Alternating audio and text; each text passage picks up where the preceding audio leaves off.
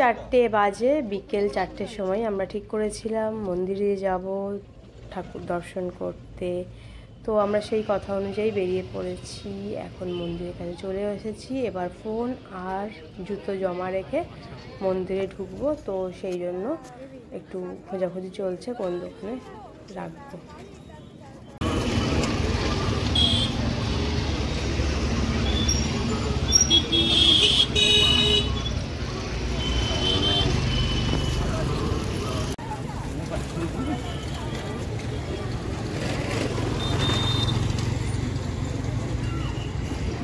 এত ভালো দর্শন হবে আমি স্বপ্নেও ভাবিনি। ভিআইপি লাইন হলেও অনেকক্ষণ ভিতরে দাঁড়াবার সময় পেয়েছিলাম। তো এবার হোটেলের দিকে ফিরছি। আমরা পুজো দিয়ে চলে এলাম। অনেক ভিড় কাটিয়ে পুজো দিয়ে এলাম।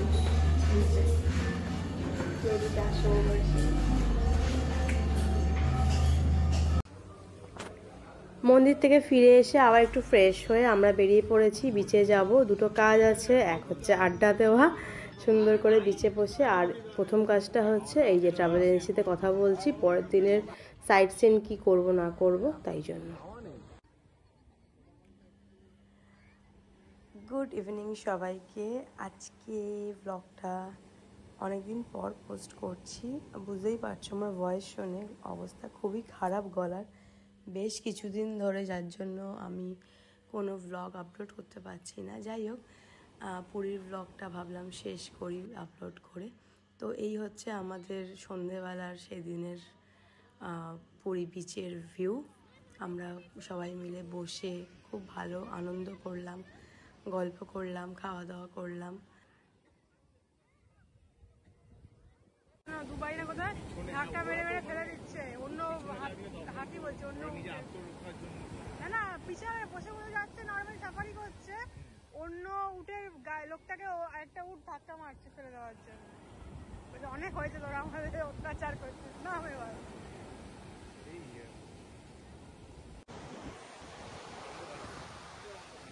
হ্যাঁ আসতে যায়।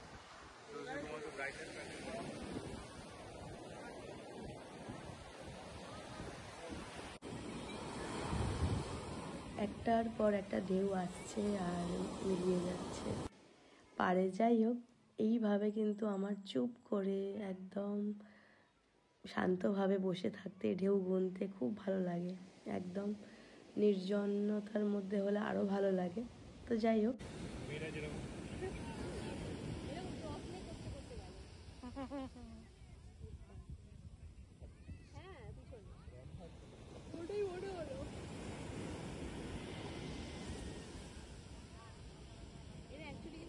বাবুরা ঘুরে বেড়াচ্ছে।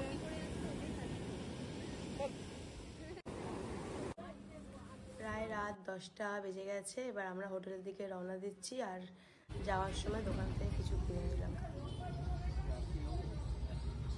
হ্যাঁ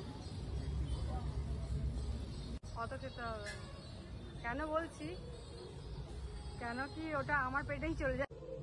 এই লনটা বেশ রাত্রে ভয়ঙ্কর লাগছিল।